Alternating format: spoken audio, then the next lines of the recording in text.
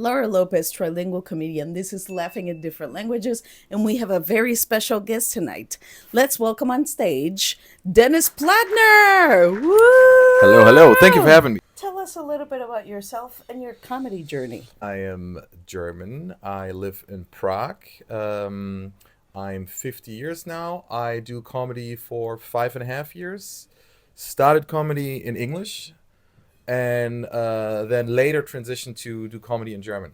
What is the biggest challenge between doing comedy in English and in German?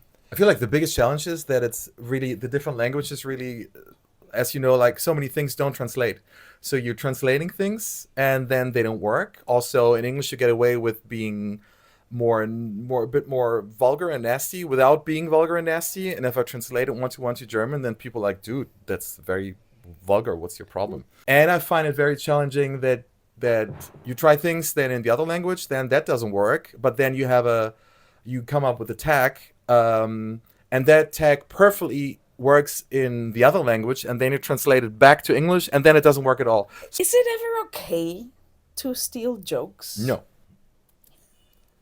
No.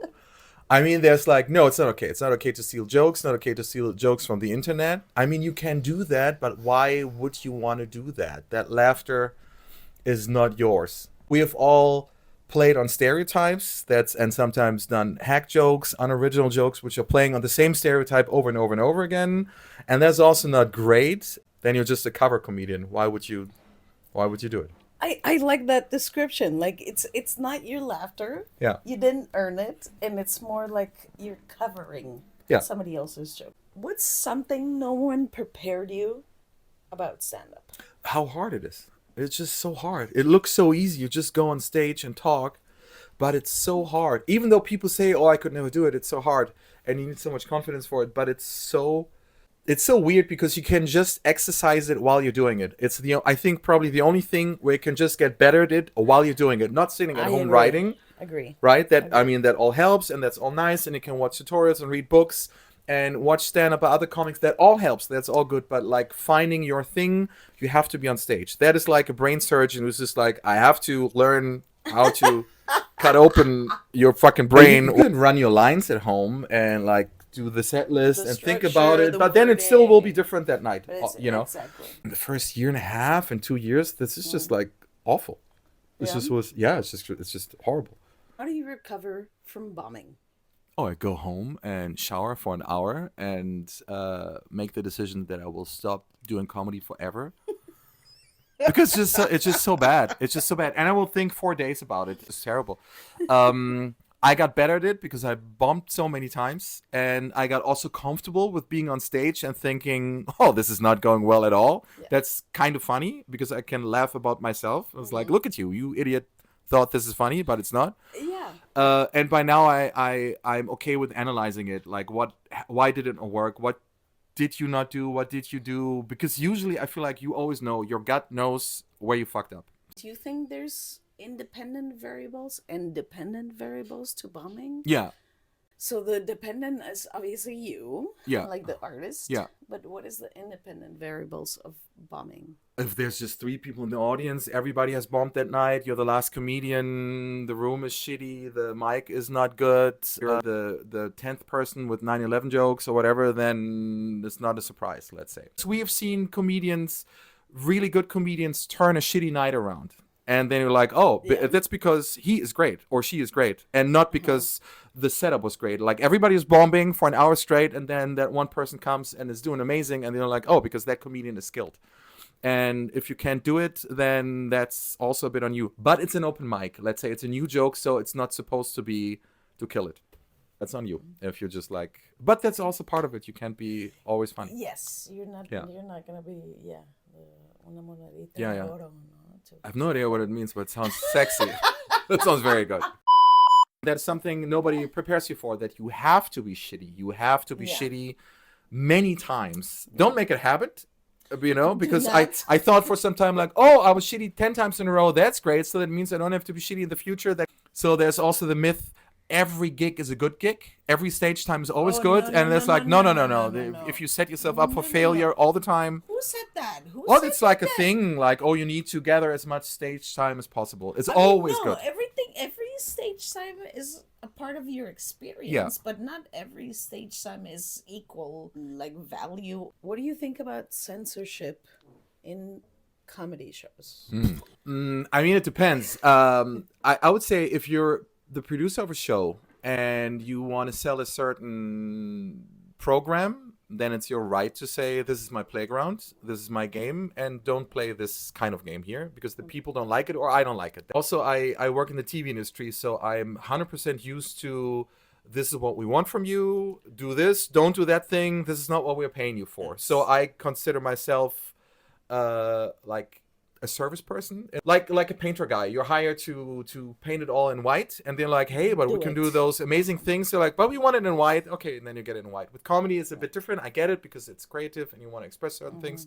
But if you're getting paid by that person, even if you're not getting paid, if you sign up for it, then be a professional. Don't do it, and then it's up to you to say, I'm never going to do this show again because I cannot talk about anything. Don't do it. But if you do it, then make it really funny.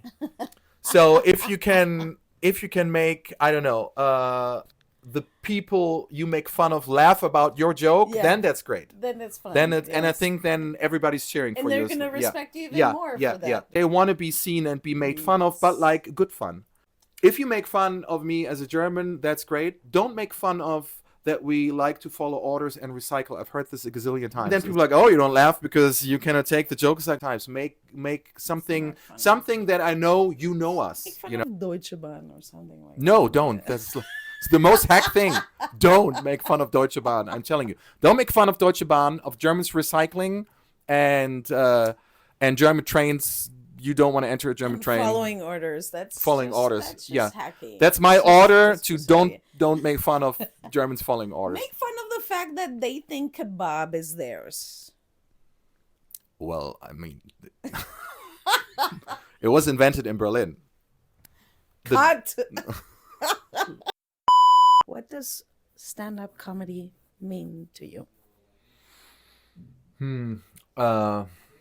Oh man, that's hard. And I thought about it often. I don't know. It's such a great art form. I said it before. It's so pure, and the comedy I like, not necessarily the comedy I do, but the comedy I really like, is when somebody's not just telling jokes, but like points you to something. Have you noticed how stupid that is? And then you're like, right. And it's when it's in a funny way, when it's so in a way they're the gestures that they're still around. And I know comedians often do the thing, why asking me? I'm just a clown. But when they're getting applause for the things they say, then they're like, yeah, that's the truth. You know, the thing like, oh no, this is all a joke, except you agree, then this is 100% what I'm talking about. When comedians are upset about that people being offended about the things they say, and they're like, oh, that's just a joke. But it's like, yeah, but you also like the applause that you're getting, and then you say, that's how I think. In the best sense, even a little bit philosophical. Or not a little bit, it's philosophical. It is very personal because stand-up is like, you wrote that. Yeah. You wrote this. You don't have writers. Like, this is not a play. This Yeah. This is not a monologue. This is not a TV show. And that's, I think, why so many comedians, I mean, the term hack gets thrown around a lot. Also, I also say it a lot, that's hack. But it's really, that's not what you, because it means to me, oh, that's unoriginal. That has been said many times before. That's not original. It's a overly done stereotype. And so the goal is to have something original that is really you, but that's hard. Any other piece of advice that you would like to share with our audiences? Have a good time. Come to comedy shows. It's not what you see on Netflix, so don't get confused with the specials you see on Netflix. It's a different thing. It's a great experience. Deniz, where can we follow you on social media? You can follow me on Instagram at Deniz Plattner. There's the link also to my link tree, and there you see all the shows that are coming up. Perfect. Follow us on Laughing in Different Languages. I'm Laura Lopez. Nos vemos.